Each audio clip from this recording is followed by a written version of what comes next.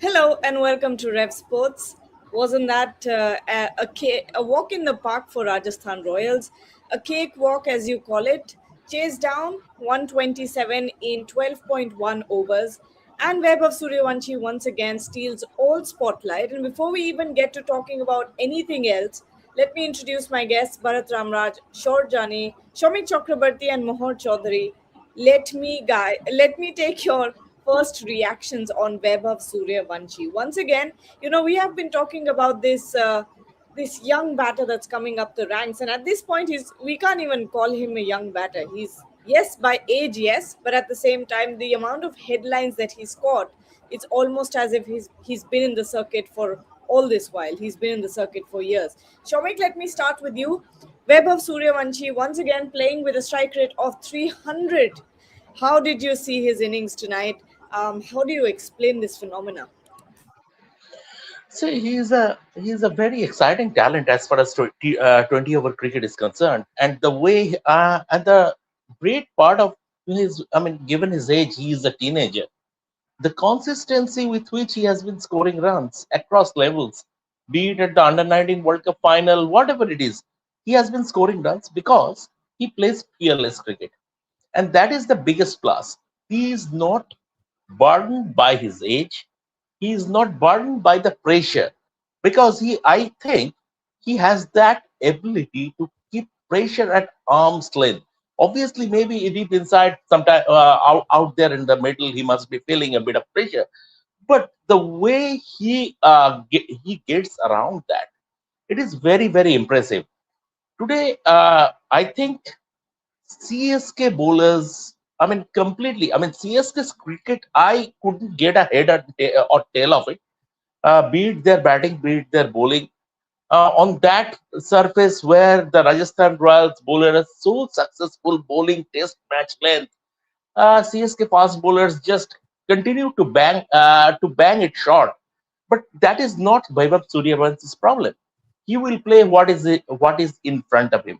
And um, once again, uh, when someone is scoring a half century at a strike rate of 300, you have to keep your hat off. Simple as that. And um, I mean, there was no scoreboard pressure. Everything fell in his favor. But that said, he needed to score those runs, and he did that in a scintillating style. So all credit to him. Although he is not my man of the match, my man of the match is someone different because I saw something. I will take that. I will carry that from this game. If you ask me what is your takeaway from this game, that is someone else. But Vaibhav Sooryavanshi, hats off to him. Hats off to the youngster. You've given me a question to ask you in the next round now.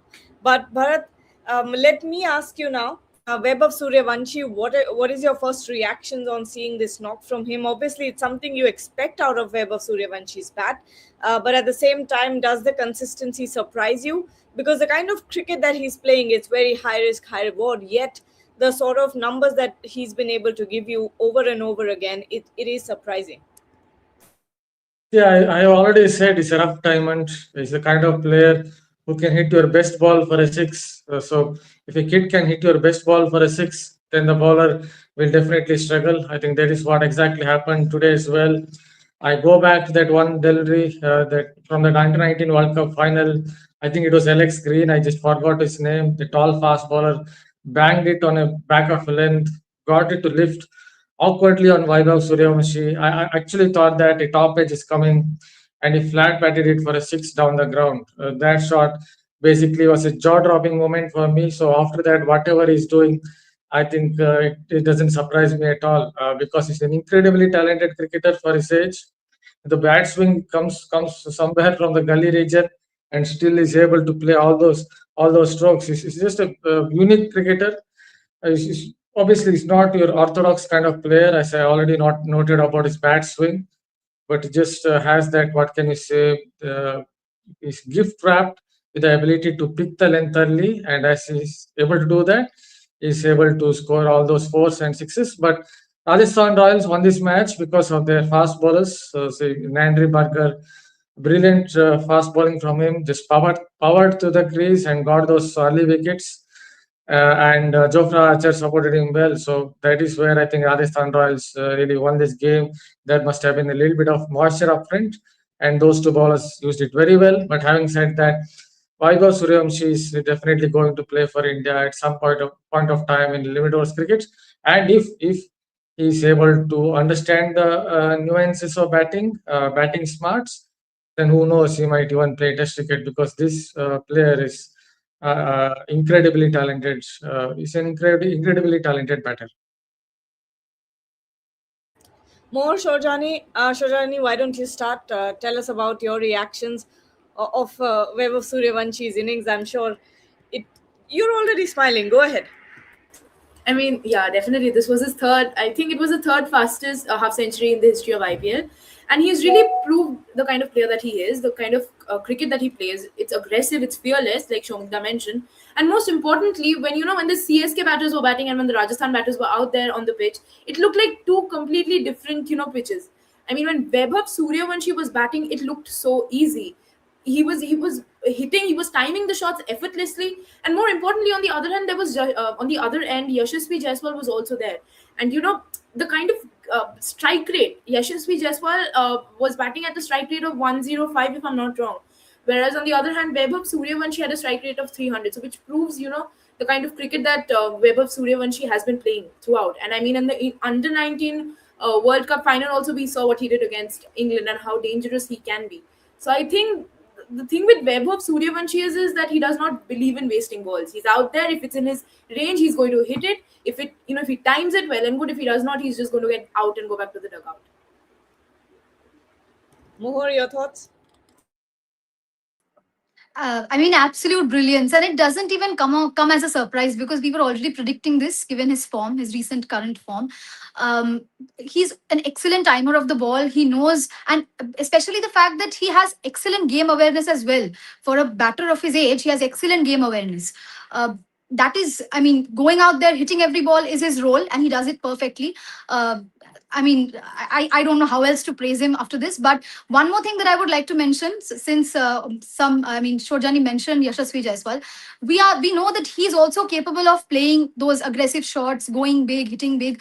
But he was there on the other end, giving most of the strike to Vaibhav. He sort of played the second fiddle to Vaibhav because that showed his sense of maturity and experience. He wanted to stay there till the end. I mean, sure, there was not as many runs to chase, but he gave most of the opportunity to Vaibhav, which was, I mean, again, it impressed me as well, the Jaiswal's approach today. Shami, going back to the first innings now, CSK were 19 for 3 in the power play. What's does this expose a deeper issue with their top order, or do you think this is just the start of the season rust or something like that? Yeah, I mean, Gargi, it is just the first game, and Rajasthan Royals had a good toss to win. The pitch was under cover for 2 days, and there was moisture on the surface. And CSK batting, CSK top order ran into two very good fast bowlers, Jofra Archer and Nandri Bagar. So that is the mitigating factor. That is the mitigating factor. So I will. I will not go for any knee-jerk reaction. Once again, this is only the first game, and not always will you get such kind of pitches or such kind of conditions. Mostly, you will get feather beds, so their batting will click in that case. But I don't know whether CSK. I mean, going by their body language, we have seen in the past CSK, even when they were bundled out for paltry totals, they never gave up. What that used to set CSK apart. Like, there had been games when CSK were 100, scored 130, 140. But when MS Dhoni was the captain, he always used to keep pressure on the opponents until the last ball is bowled. But what I saw is a sense of resignation, and which I didn't like. That body language part, I didn't like. They need to address this issue because yes, you are skittle out for 127, but you still had some runs on the board. So you try to make things tougher for your opponents. They didn't do that. So that is the only concern. Beyond that, I maybe they will say obviously they didn't read the conditions well, and also Rajasthan Royals had the better of the conditions. So they will say that. But I am a bit concerned in terms of body language and in terms of having that kind of that winning mentality. They need to. It's not only about rebooting the entire process or entire template.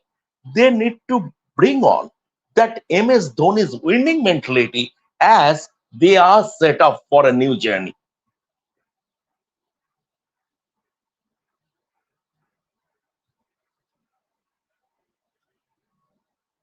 Hello? Gargi, your Is frame the is screen frozen. frozen? Yeah. I am taking over. I am taking over until Gargi is back. The fact of the matter is that my question to all my panelists is that do you think do you think that I mean today the way Rajasthan Royals played and given Rajasthan Royals' pace bowling attack, this is along with Mumbai Indians, is this the best pace bowling attack in the tournament? You're starting with Bharat and third Jani and then Mohar. Yeah, you can say that it's a very good pace bowling attack. Someone like Nandre Burger has been injury prone, but when he gets going, he's a very, very good fast bowler, tall fast bowler. His seam presentation is very good, and his left arm bowler swings it. And also, you have to see that he has pace. There are bowlers who can bowl 140 kilometers per hour, but here is Nandre Burger. Out of 4 overs, he can give you maybe 14, 15 deliveries where he crosses 140 kilometers per hour. So I think that's the key point to look at with someone like Burger, because there could be other fast bowlers who bowl about maybe 4 or 5 times 140 kilometers per hour, but Burger can give you 140 kilometers per hour almost every ball. I think that is the key aspect of his bowling. The Jofra Archer obviously is a proven performer. Yes, there are times when it feels as if when the opposition is attacking him, he gets a little bit rattled. Happened in the semi-final as well. Sandu Samson attacked him. Got a bit rattled. He likes to dominate the batters, but today the conditions were good for his style of bowling. There's a little bit of moisture up front, and when he's bowling well, he's definitely a gun bowler as well. I think there's a very good pace attack up front, and one can't forget Sandeep Sharma in conditions where there will be a little bit grip coming into play. I think he also is set to do well because of all his slower ones, his ability to bowl those Yorkers, his ability to bowl with control, wicket to wicket style of bowling on those kind of surfaces. I think he will do well. So I think he's one of the best pace attacks of this IPL. Over to you, Gargi. I was just doing the stopgap job. Thank you. It was like an F1 pit stop, in and Yes. out. Yeah. Yeah. But hopefully my But internet I is am better. but I am not driving the McLaren for sure. No, no one should be driving a McLaren right now, not even a Red Bull. There was this moment in the race yesterday where Hmm. I think it was one of the Williams that passed him, and Max Hmm. Verstappen was waving to them. Uh, it seemed like one of those old pit stops from the 90s and 2000s when it used to take 10, 12 seconds for a pit stop. I think they used to put in fuel as well at that Yeah, time, 90s and 2000s. So it seemed like an old pit stop when the Devon Hills and Michael Schumachers were battling it out. that was a long, long time ago when they used to put That is fuel when I in used to watch. So like yeah. that. Yeah. Gargi, coming back to cricket, one issue I wanted to address or one issue I wanted to mention is that, and at the start of the show, I said that Suryavanshi is not my man of the match, nor are the two fast Rajasthan Royal fast bowlers. My man of the match is Ravindra Jadeja. You know why? Because I mean this thing, T20 cricket is a format which doesn't give you a carryover effect. You watch the game, you forget it, you move on to the next game. Sometimes there are certain players and there are certain champion players who, by dint of their performances, you, they give you that kind of a carryover effect, even in a T20, even in a T20 game, like Rohit Sharma last night. Ryan Rickelton scored more runs than Rohit Sharma. But I am still replugging this Rohit's those two hits against Varun Chakravarti, coming down the track, playing over cover, that lofted drive. That was the that was a master at work. That was an artist painting on his shell, and that was my takeaway from the game. And apart from that, it was very very stereotype, like a typical of T20 cricket. Today, Ravindra Jadeja, fast over, fast ball, coming back to RR fold after 17 years. Sarfraz Khan was getting into the group. He read Sarfraz's mind. He knew he will go for a sweep. So he bowled a faster delivery. Sarfraz was flummoxed. He was the LBW. Shivam Dubey, next ball. Shivam Dubey was targeting long off, hit a six. Jadeja knew he would target him again. He bowled wider, same thing, a bit wider. He took the delivery right out of his eye line. Shivam Dubey was caught at long off. That is the part of cricket. That was Canisius' delight, and that is something you will take from this game. It is about Suryawanshi is a fantastic talent, and going ahead, he will play such innings again and again. You will see someday Abhishek Sharma might be scoring a half century of 12 balls. But this is Yeah. something you take from a T20 game. And Jadeja, what a champion he is. This is exactly the topic that I was getting to now. And Shorjani, I'll come over to you. When it comes to Ravindra Jadeja, and this we were talking about in the pre-show as well, this swap in jerseys between Sanju Samson and Ravindra Jadeja, and tonight was an especially emotional moment for the fans as well. There was a lot of emotional context to it, and a lot of narrative as well. You're seeing, if you open Twitter and Instagram now, over and over, you'll get the same reels that it's Ravindra Jadeja who's taking revenge. He's doing this, he's doing that. But how did you see his performance tonight? Did you think that there was something in Ravindra Jadeja's body language that said, I want to prove myself over again?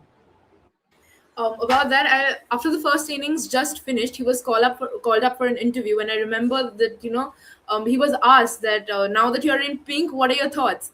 And the exact line that he said was, "I think I look good in pink." So that is what he said, and I personally feel Ravindra Jadeja was just being a professional out there on the field. He was just doing his job. He was going out there taking wickets for his team, and I think he was good in the field as well. Uh, his lines were perfect. I mean, he was getting the drift. He was bowling a lot quicker, and I mean it was flat, and the batters were finding it a little difficult to read him. And I feel that he has just proved the kind of quality and the kind of skill that he has. But it was definitely weird. I mean, we spoke about it in the pre-match show as well. It was definitely weird watching him in pink, but I think now it's like a full circle moment. He's back to where he actually belongs, and he was a professional. I mean, the sentiments are there. Fans are saying a lot of things that he's taking his revenge and all, but I think he's doing his job. Yeah. And Fitmonk here has dropped us a comment. He's saying, hello guys, here after a long time, passed my graduation first year exams with flying colors, missed live shows a lot. Why is IPL not feeling like a festival this time? Thoughts? More, what are your thoughts about that? Why is IPL not feeling like a festival this time? Because we've just come out of a T20 World Cup, is what I'll say. I mean, obviously we've won the World Cup. That excitement is still there. So the IPL, yes, of course, we are watching it as a source of entertainment. But the fact that we won the World Cup, I think it means so much more to the audience. Plus, I would Okay. like to add that there are too many games going around as well. There's these ISL is Yeah. going around, and you have different leagues as well. So You have a World Cup, IPL you have a can't be the Football only World Cup league. this year, you have a Cricket World Cup And once I again think next year. So too many tournaments one after the other, which is fine. All right. Fitmonk has also said here, 2 weeks without Dhoni. God, please don't test us like this. Shomik, how much are CSK missing Dhoni right now? Let's not even talk about the fans. Already, he's only gone for a little bit. But fans with their poster saying, we miss you, Dhoni. I can only imagine what will happen when he finally, hangs up his boots from the CSK jersey as well. Yes, Kirky, looking at as far as the emotional part is concerned, that will always be there. Dhoni will always be CSK's Thala. The harsh reality is that uh, Dhoni not playing is a blessing in disguise for CSK, because what exactly is his role as a player? You cannot play him as a first choice wicketkeeper because you have Sanju Samson.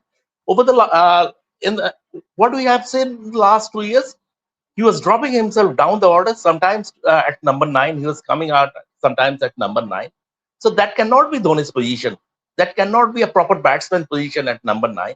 So Dhoni, I mean, Dhoni not playing, Dhoni not available for selection.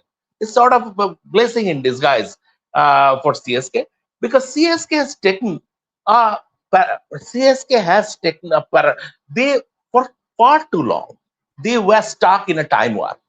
Now reality has dawned on them, uh, better late than never, and they have decided to take a paradigm shift in terms of age profile, in terms of playing template. Excellent. And 2026, Dhoni doesn't belong there as a player. Simple as that. Dhoni, Dhoni is from Dhoni is a great white ball player in his own right. He is a legendary captain in his own right, and this is his franchise. He has got an emotional connect. All said and done, purely from a playing point of view, I mean, he doesn't have any role to play in 2026 in a tournament like IPL. All right, final round of questions. Bharat, I'm going to ask you, when it comes to Yashasvi Jaiswal, him playing that anchor role while Vaibhav Sooryavanshi obviously was the aggressor here, is that the template for RR now? And what does that do to Yashasvi Jaiswal, who will obviously want to try to make a case for an Indian T20, T20 setup comeback?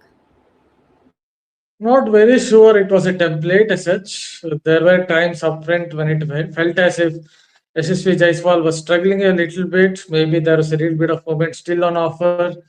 Perhaps CSK's bowlers didn't get their lengths right, but he was struggling a little bit against movement. That is when I think he understood that it's better to just play himself in, because the younger player in Vaibhav Sooryavanshi was smashing bowlers all over the park. So that was the time when he thought that perhaps he can bide his time and then he can go for his shots. So he understands his game. It's now become experienced as well. It's not like SSV Jaiswal is still playing under 19 cricket. So he understands his game really well. He gauged the conditions early on. He thought that he struggled a bit, got himself in. Once he got himself in, perhaps played a few more shots, and that is how I think he went about his business today. So I wouldn't look at it as a template, because I'm pretty sure on a flat pitch, Jaiswal also will try to play a lot more shots, and if he also gets going, then who knows, they might get 90, 100 runs in the first 5, 6 overs, because Vaibhav, whatever the conditions, he will play, he will come out all guns blazing. Shorjani, when we talk about Riyan Parag as a captain, did anything stand out to you today? Or do you think it was just individual brilliance that did it for Rajasthan Royals? No, I mean, he was definitely doing a good job. Even with the bowling combinations, I feel that, he was doing a good job. He was being tactical. He was bringing in the right bowlers at the right time. But I was a little surprised when, Ravindra Jadeja was not given the fourth over. I mean, definitely you had other bowlers. You had someone like Jofra Archer who completed his spell. And then you had Berger, you had Brijesh Sharma, Sandeep Sharma, Ravi Bishnoi. But on the other hand, I did feel that, Ravindra Jadeja could have been given another over. But again, I think when it came to bowling, Riyan Parag did do a good job with the bowlers and how he plays the fields. Even when it came to batting, I think when he came down to bat, there was nothing much he could do. I mean, the runs were already scored by Vaibhav Sooryavanshi and Yashasvi Jaiswal. So he just stayed there and he made sure that he took his team home. That is all that I can say about Riyan Parag today. But definitely, I would say that I was very impressed with Jofra Archer's bowling spell today, because the ball was moving and he was, he was hitting the deck. He was accurate. He had the pace. His field placements were also, I mean, properly. It was proper. So I think that really stood out for me today. Can I just add one small point on it? Just one small point. Riyan Parag, the one good thing that he did was, I think CSK were 6 for 72 or whatever it was. That is when he brought back Jofra Archer, then he brought back Nandri Burger as well maybe over the 15th or 16th over. So I think that told it that Riyan Parag was looking for wickets because he could have used Jofra Archer somewhere in the 18th or 19th over, but he brought him back in the attack in the 13th or 14th over. So that told me that Riyan Parag was looking for wickets. That's a good sign for Rajasthan Royals. More final question to you here. How much do you think CSK fans will miss MS Dhoni at this point? And what are you expecting out of CSK's campaign going forward? Do you think they'll take a good hit out of what has happened tonight? Yeah, I mean, I wouldn't jump the gun and just say that they would not have a good season, because a lot of the times we have seen that the teams have ended, started the tournament in a very bad way, but they've picked up in the middle of the tournament. So I think I do have expectations from them, especially after MS Dhoni joins back, because it's not just about, like I mentioned in the pre-show as well, it's not just about how many runs he's scoring or how many catches he's taking behind the stumps, but it's also about the decision making, being a part of the leadership group and being a part of the decision making on the field. I think CSK fans did really miss that, and also apart from that, obviously his presence on the field was definitely missed. So maybe it'll be a little bit different once he comes in, but I'm not writing them off as yet. It's just the first game.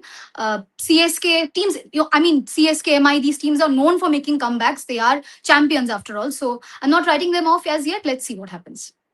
Gagidi, All right. before we close, I wanted to ask you a question. I wanted to ask you, do you feel that CSK are going to have the same fan base after Mahendra Singh Dhoni decides to, not continue playing anymore? Do you feel Yeah, they're going I to have think the same so. fan base? Yes, absolutely. Because there's always this sort of loyalty for the franchise as well. It's not just MS Dhoni. Obviously, he remains an integral part of that franchise and the entire culture that they've been able to build around the team. But at the same time, you've seen that happen with Saurav Ganguly exiting KKR. You've seen that with Sachin Tendulkar leaving behind Mumbai Indians. You've seen that with a lot of other franchises as well. When a Rohit Sharma goes out, they'll find someone else. They'll have a Jasprit Bumrah to rally after. They'll have maybe a Hardik Pandya to rally after. So when we talk about the IPL, see, it's something, and the two sales that have happened this year, when you see an RCB going for $1.78 billion versus an RR going for $1.63 billion, you see the difference, right? RCB have Virat Kohli. RCB are one of the most, if not successful in terms of winning trophies, but successful in terms of building culture and building a fan following, versus a Rajasthan Royals who have no big name in their franchise, yet they are very close to the valuation when it comes to RCB versus RR. And that tells you that it's not usually just about the brands. It's also about the franchise. It's also about the brand that IPL is. And no matter what happens, the franchises will live on. That brand will live on. It's I used to think that you can't, once a brand is gone, the franchise will become irrelevant, but I have completely changed my opinion about that. And on that note, we'll take your Just leave. one small point. Yeah. Just one small point. Just one small point on it. But don't underrate Sanju Samson's fan following right down in I south was of about India. to say this. Not just in Kerala, In even Chennai, he has great fan following. in some parts of Chennai, Tamil Nadu, he has huge fan following. Not necessarily here in Karnataka, but Yeah. in Kerala On and that Tamil note, Nadu, he we'll has take your a huge leave. Thank you fan. so much, everyone, for joining. We'll be back very soon. Don't forget to like, share, and subscribe to the channel. Thank you.